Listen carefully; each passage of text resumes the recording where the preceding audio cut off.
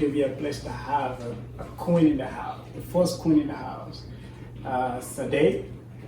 Sade is a civil rights lawyer and attorney, and we're going to be talking about a lot of things today. You know, if you're sitting there, whatever you're doing, if you have a bottle of water, just have the bottle of water close to you, and if you have your whatever you're drinking right now, watching this, you know, you have to do that. I mean, I know like we're gonna be learning, including myself, you're gonna be learning a lot here today.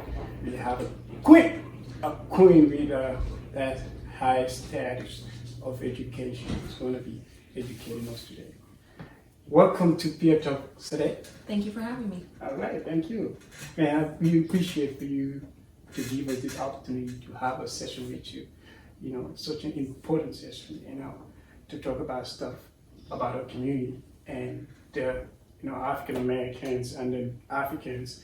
You know, a lot of things are going on between us, the misconceptions, the miseducation and all of that.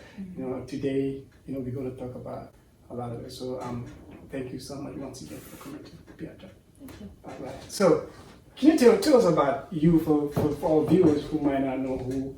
We practice in different counties up and down I-5, so Thurston County, Lewis County, Snohomish County. Wow. Yeah. Wow, that's amazing. That's amazing.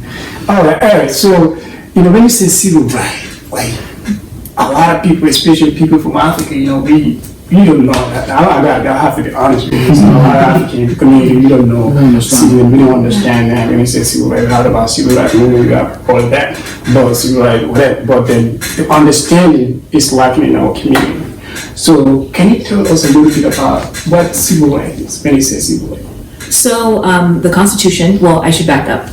I think that there's a lot of lack of information generally, so as far as people not knowing, so I want to make everybody just comfortable with that fact. It's really great to be asking questions, especially what we're going through right now in 2020. But civil rights, like the first 10 amendments are the Bill of Rights, and they are rights that are given to citizens for protection against the government. And it's important to know that they protect you against government activity. So when you have the First Amendment right, freedom of speech, peaceably assemble, religion, all of that, when you have those rights, it means the government cannot interfere with those rights. Freedom of the press. The Second Amendment right is guns. There's third, which is like quarter military. Fourth Amendment is search and seizure. Fifth Amendment is Miranda rights. Sixth Amendment is right to trial, fair trial. And then the rest of them over in Eighth Amendment, I'm skipping the seventh, but eighth is for cruel and unusual punishment. And so there are other amendments as well, but those are the main ones. And they just kind of give you an expansive idea of what you're supposed to be protected from government activity, because throughout US history, it's been acknowledged that the government is way more powerful than any individual person, right? And so we need protections as individuals from the awesome power of the government. And those amendments are supposed to do that.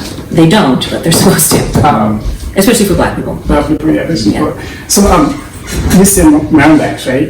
Yes. So can you elaborate on that a little bit, because a lot of people might not understand what Miranda is. Okay, so there was a case, Miranda v. Arizona, and essentially it was a case regarding what officers have to tell you when they arrest you, what your rights are. So you have the right to remain silent, you have the right to an attorney. Anything you use against you can, or anything you say can and will be used against you in the court of law.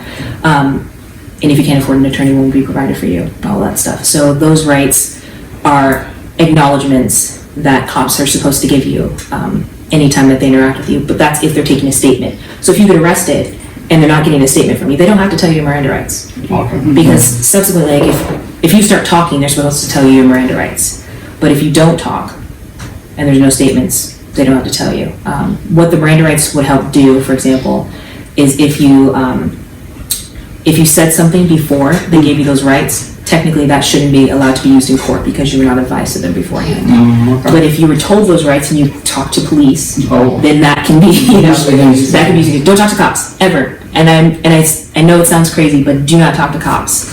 So can you tell them, do I have the right to remain silent? Can you actually tell them that? Yes. So you don't talk You say, when they actually read those, goes for you. You can just tell them, hey, I want to remain silent because I have the right not to. Yes, you can. Or maybe you say until my attorneys, yeah. Yes, so what I advise say is like if you're being arrested, a cop comes up to you and speaks to you. It's like, I have some questions for you. I'd say, am I being detained? Because that is, if you're being detained, then that starts the arrest process, and they have to have probable cause to keep continuing to talk to you. But if they don't, they're just asking you questions to get more information out of you. And so if you say, am I being detained, and they say no, then you're free to leave. If they say yes, you're being detained, then they have to, that makes a standard. So it means an attorney comes in like, there was no reason why they should have detained you in the first place. There was a lack of probable cause. They didn't have a reasonable suspicion that a crime occurred. They can't dictate where you go in your behavior, your like travel patterns. Man, I should get a pen and a paper today. But it's good things we have. This is So my first question is, Sorry, I didn't finish that part because you asked the question about. So what, if you do not respond, if you're just quiet, they can potentially use that against you. So I tell people, say, am I being detained? If they say, yes, you're being detained, say immediately, am I exercising my right to remain silent? I want my attorney. Don't talk anymore. okay. Because if you say that and then you talk later, you're forfeiting your rights. Okay, but you say, am I being detained? And the officer is like, no, you're not on the arrest. So, and now you want to leave. What happens if the officer blocks you and say, no, you're not going to? Well then, so say they block you and arrest you anyways. And I'm like, Your Honor, you know what I mean? Like, they did not follow. They said he wasn't being detained. They arrested him anyways. There's no probable cause for the detention, everything after that. Like, say they search you, right? They find a bunch of interesting stuff on you. Like, that should be thrown out. There was not reasonable articulable suspicion to justify that detention because in the United States, you have a right to liberty, the right to travel, right? To interfere with that right, the government has to have probable cause. Okay. So, the same, still on the same issue. So what would you tell somebody? Because in our community, most of our people, whenever we are pulled by the cops, we get so scared. Yeah. That sometimes you don't even know what to do. Rightfully So what would you advise? Like if you are pulled by a cop, like a young boy, 18, 19, pulled by a cop, black boy, what are some of the things you should do? Like Yeah. what are some of the things you should do? That's a really good question. Yeah. What I told my brother's like 6'2". You know, he's a little bit darker in complexion than me. He's tall, yeah. He wears hoodies, he plays sports. And he was driving my car one summer when he was visiting, and I was like, okay, put your ID up here, right? Put your, any, like the car registration, everything kind of up in the visor, so you don't have to reach for anything. Exactly. And so let me back up. Because this country's so racist, we have to take extra steps as black people to be protected, but it doesn't mean that it's our fault that we have to be protected. So these tips I'm saying is like, under the caveat, like this is the impact of white supremacy and this is what it does, and these are some tips to help the situation. That doesn't mean it's going to be safe for us, because technically it's never going to be safe for us in this country. That's just the reality of the US. So, if they ask a question, I say don't even speak. Like they license registration, hand it over. They'll ask you questions, where are you going, blah, blah, blah. They have no right to that information, right? When cops talk to you, they're just trying to get information from you. They're not your friend. They're not like, oh, how are you doing, chit chat? No. Sometimes they try to be nice and they're not your friend. And so a lot of crimes, they have to prove an intent. So for example, if and not saying that this would apply to anybody in this room, but for a drug crime, right? They would have to prove that you knew what it was. So even if something's in your pocket and they pull it out, and it's obviously drugs, if they say, is it drugs? And you don't respond. You're saying, I want my attorney. They can't prove that you knew what it was. It could have been somebody else's jeans. You know what I mean? It could have been somebody else's jacket, somebody else's bag, anything. Like how many people share cars, right? So it's like all this stuff in your car, like there's stuff in my car that I don't even know. Absolutely. And so it's like, okay, am I responsible for everything that's been in my car? They have to prove that you know. That's why I say don't talk to cops, because it might seem like a simple question that's obvious. Like of course I know what it is, blah, blah, blah, or maybe I don't. But any kind of information you give, they will write that in their report, and if they don't have body worn video, which most cops don't, they'll write down the part that makes you look guilty. And I say this having cross-examined hundreds of cops and seen them flat out lie on the stand. And they'll lie with body worn video, in-car video, transcripts of my interviews. They will just sit there and be like, oh yeah, blah, blah, blah. I was like, on April 3rd, you said this. And they're like, no. And I'm like, here's the recording. I'm going to play for the jury. You're lying. You know what I mean? And it's like, it's important to know that we are so taught that anybody with a badge, yada, yada, yada, the system is legitimate. And it's from its foundation, the system has been created to subjugate blackness. And I'll go through the history of how I say that, because I don't just say it off the top of my head like, oh, I think it's easy to jump to conclusion, like, it would be easy for me to be like, oh, everything's racist, but everything really is racist. Technically, yeah. It really is. So yeah, I would say, visor, ID, don't give them information. You just have to pass them ID and registration. If they give you a ticket, they can give you a ticket. But you don't have to say anything. And if they're talking to you, am I being detained? No? Okay. Am I free to leave? And if they say yes, I want to speak to an attorney. They hand you your ticket. but they're not getting more information from you. So how about the physical movements in the car? Sometimes that can be misjudged as something, and then they shoot it. And I also want to touch on that because I don't think that that's necessarily true. I think that because we see it all the time, right? And I've watched tons of videos where same officers who are being really violent to black people somehow find a way to be real peaceful with white people. I'm like, so you know how to be, you know how to de-escalate, you know how to be reasonable. It's like, you know what to do. You were taking advantage of something that you know that mainstream media or mainstream society will buy into, that black is scary. And so you'll take that to advantage and you'll use it to beat us and brutalize us. But that doesn't mean that we're scary to you, because technically we've never been dangerous to white people, literally ever.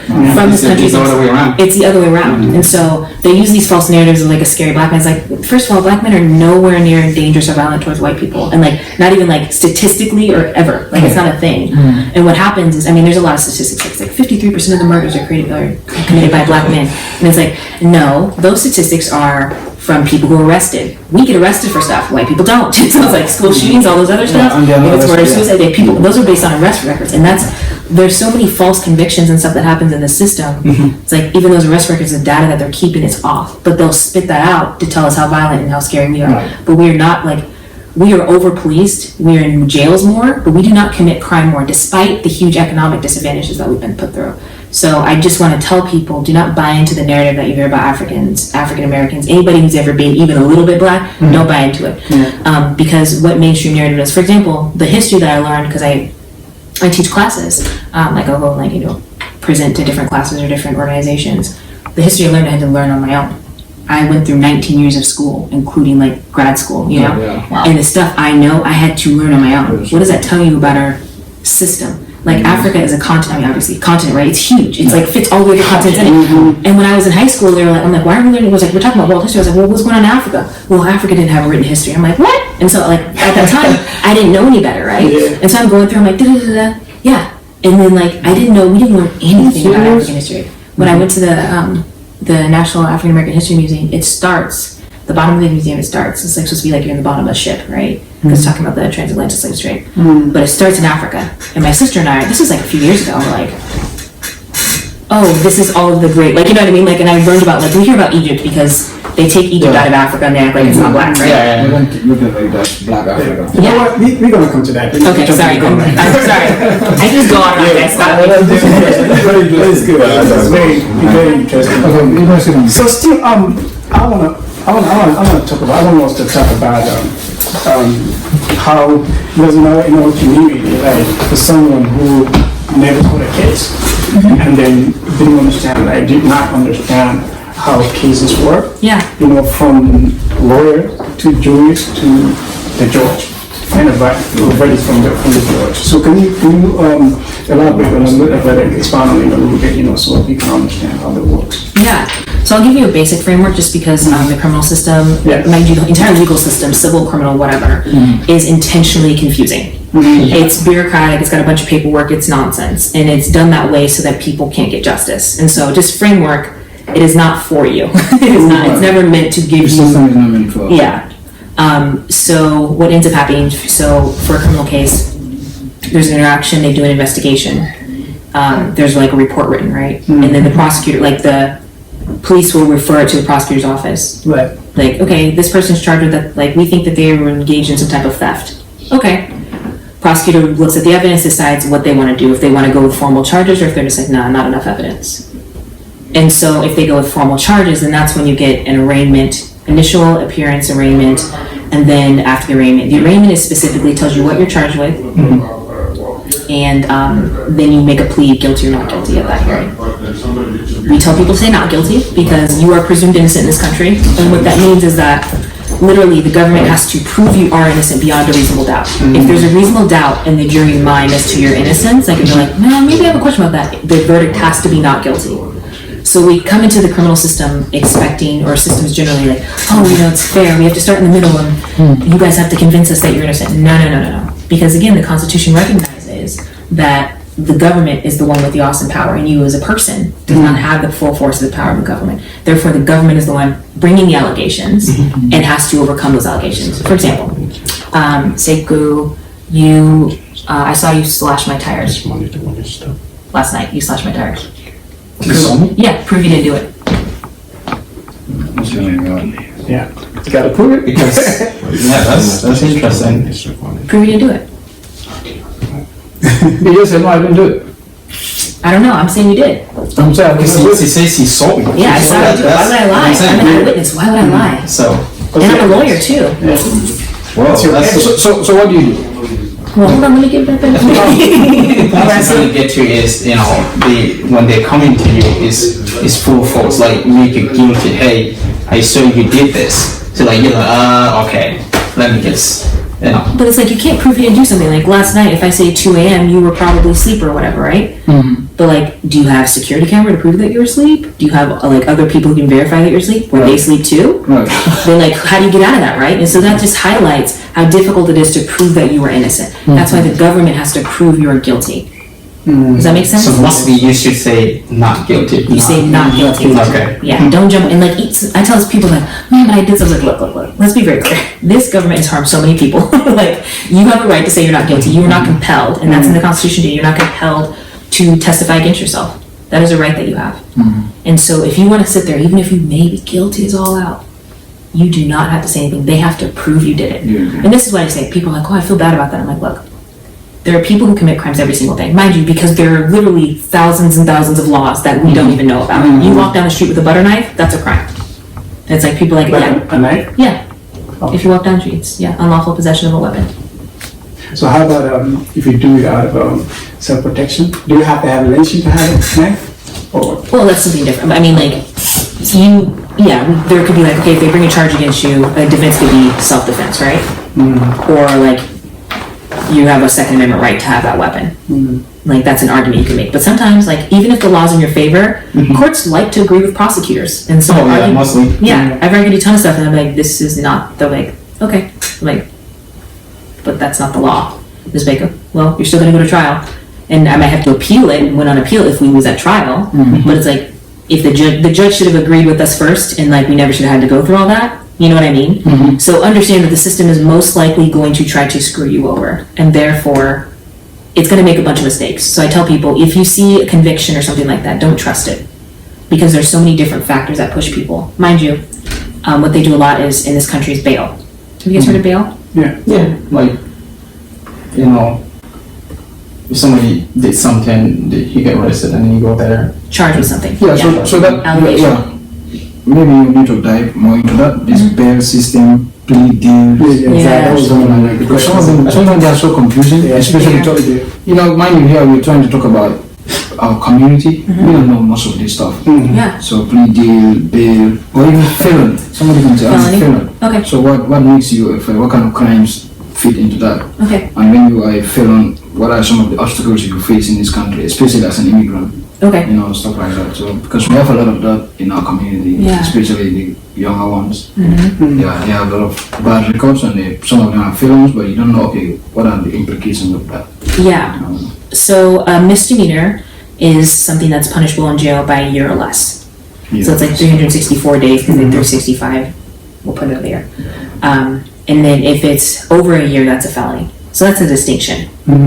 Yeah. So is the number of years you serve? That's a distinction. Well, so like it's the time you could possibly serve. So if I realize simple theft, which is under $750, if you steal something under $750, you could serve up to 364 days in jail.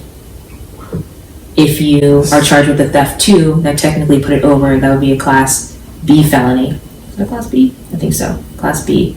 That's 5 years, $10,000 fine potential. Interesting. Yeah, theft 2, theft 1. No, hold on, sorry, I think that's a theft 1, which would be higher amount. Let me double check, but it goes up in grades, right?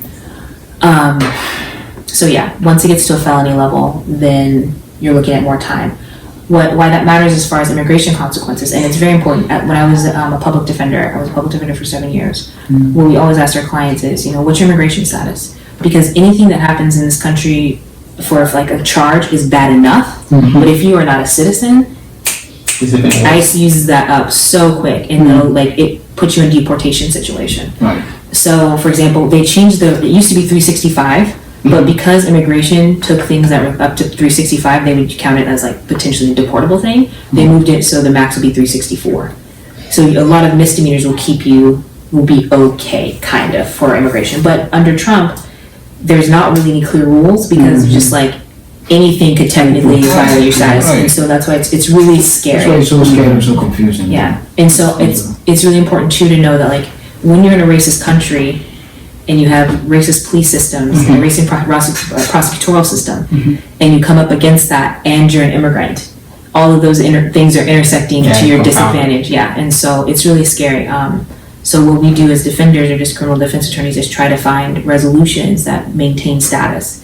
Even if you end up doing like a longer, whatever sentence, like, okay, prosecutor, look, this person is in this situation, you're gonna devastate their entire family, their lives, they're establishing, let's talk and see how we can keep their status safe.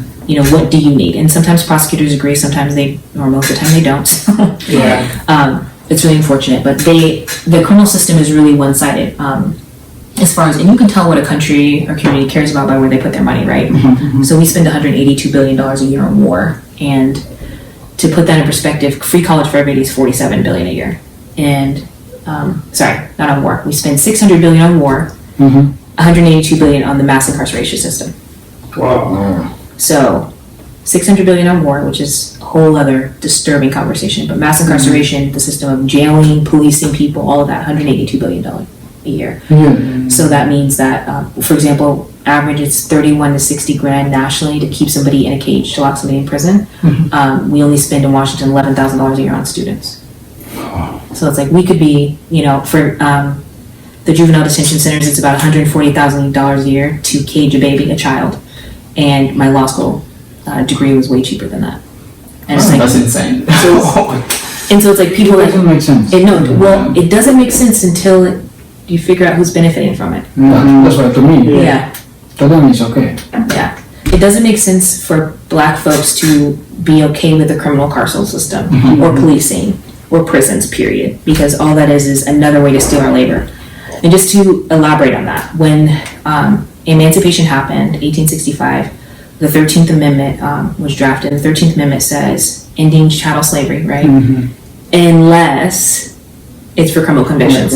So it's like, you can be free until you commit a crime. And so literally right when chattel slavery ended, all of a sudden mass incarceration. We had a bunch of laws in the books. It was like anti-loitering laws, all this stuff, like, you get a bus ticket, you used to some like steal a stamp or something like that. Black folks were getting out of chains and going right back into chains. And then like you have the sharecropping system, and it's very the history is so disturbing, and it's just a complete setup. And that's why it's like when they teach us about history, it goes, they don't tell us anything about Africa. It starts in slavery because obviously we were always slaves, and skips it. It was like civil rights movement. Martin Luther King said, "Be peaceful." And then all of a sudden it's like we're still broke. It's like, wait a minute. Like, there's a lot of details, and I have some stats for you guys, but I don't want to jump too far. I kind of jumped on. I know. Shoot. Sorry. That's deep, man. That's a lot. We gotta do part 2 of this, man. This is amazing. Okay, so I want to ask you this because you say all of this, and then as a black person, and being an attorney, in a predominantly white society, specifically a black woman or a woman of color, how is that like? It depends on the day. I grew up in a small, I grew up in a wheat field. I grew up around white people. And so my socialization has been around white people. And I didn't know about what was going on. And then I was like, I remember thinking like, well, that seems weird, or that seems off, or like that's problematic, or that didn't feel right. And then like, it'd be like, no, you're just overreacting. And it's like, American history is gaslighting. Basically, you see this whole terrible thing happening, and they're like, that's not really happening. It's like, wait a minute, I see it happening. Like, no, it's not real. It's like, wait a minute. Like, the entire economy was built off of our bodies and our labor. It's and it's interesting to explain that to like the only way that these 13 colonies became a nation was because of stolen black labor, because of stolen black genius. And so it's like we're talking about $14 trillion in reparations that we have not been paid. And so not like that's just from slavery. Then you go to mass incarceration where they're still doing it. You know what I mean? It's like it just hasn't ended. So it went slavery, then it was the black codes, Jim Crow, mass incarceration, and it's been a continuation of just stealing us, generations of men, and incarcerating them, and then like traumatizing them because there's so much. I mean, there's a Prison Rape Act Prison Rape Prevention Act, because people were getting raped so often in prisons. That's how. And for the federal government to acknowledge that, when the federal government doesn't acknowledge much. They don't even have time for it. Exactly. So it's like, that's how harmful the system has been. And so, yeah, there's a lot more stats, but yeah, as a Black woman practicing, it's been eye-opening, I think. But I had to get to a point where I was willing to say the things that I knew were real out loud, because nobody was going to say them for me. For example, I'd be in a courtroom, and this is something a colleague, we worked together, named Sade A. She pointed out, and she's a white woman, but she pointed out that the judge was letting the male prosecutor talk way more, and she counted the words, and then counted the words she was given before they cut her off. And it's like that kind of stuff. Like, I've been in court and judge will cut me off, or they'll like skip through the rules or try to force us, make things fast because they just want to process convictions, right? These are people, it's conveyor belt justice kind of thing, right? And so it's being comfortable, being like, no, you need to slow down. These are the rules, and I'm going to throw a fit, and like, this is my space and this is my area. And when you're Black in a space, they just tell you to shrink all the time, right? And make everybody comfortable. And so getting to the point where I'm naturally a shy person, which I think that might surprise people who know me, but I'm naturally shy. And to like, I have to get mad to like be comfortable, like, no, we're not going to do this, judge. But I think, defense work has been really great for that, because it's like, I don't get to be shy for me. I have to be strong for somebody else. And so I just want to tell people that, like, especially women, like, when you are operating, people will act like they know what's going on and they don't. And when you, as a Black woman, like, we don't only suffer from racism, we suffer from sexism as well. And so when those things interact, we have a lens, like when they intersect, we have a lens that other people don't have. And we can name things, like I can clearly articulate, this is something that impacts me racially as well as sexually, right? And it's like, those things, they actually work off the same system, because patriarchy and then racism is like, white supremacy is a kind of like a bastard cousin of patriarchy, but they do the same thing. It's a power control dynamic of oppression to exploit and keep people quiet, and then abuse people. Wow, that's amazing. All right, so what do you have to tell the young girl who got another way? I want to say that, especially in our community, in one community, because we don't see a lot of people going into what you're doing, this kind of field. We have immigration attorneys and stuff, but what you're doing, they don't do that, especially our women.